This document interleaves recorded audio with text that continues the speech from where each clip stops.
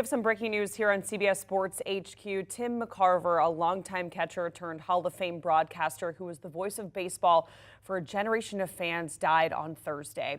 McCarver played 21 years in the majors, his career as a catcher spanning 4 decades from the 50s to the 80s.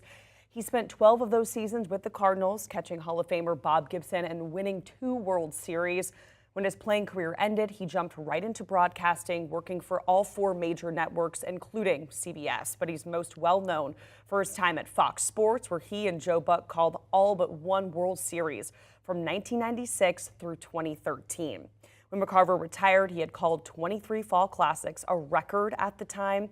Tim McCarver was 81 years old. Let's bring in Jim Boda to talk a little bit more about Tim McCarver and his legacy, a 2-time World Series champ and then going on to have such a successful career in broadcasting as well. Jim, can you talk a little bit about the legacy that he leaves behind? Yeah, Tim McCarver was a good friend of mine, as he was with so many. He's one of the most kindest, caring people you'll ever meet. And no one loved talking baseball more than Tim McCarver did. And his career was admired because he had 2 great careers, as you just talked about.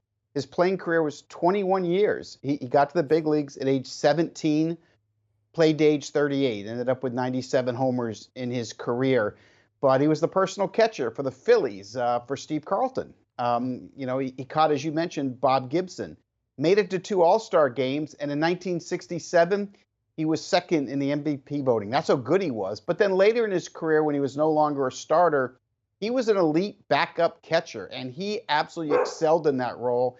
He embraced it and did such a great job that when his playing days were over, he went to the broadcast booth, and when he got to the broadcast booth, it was a very smooth transition from there, went very easily. So, when he got to broadcasting, we saw him win an Emmy Award.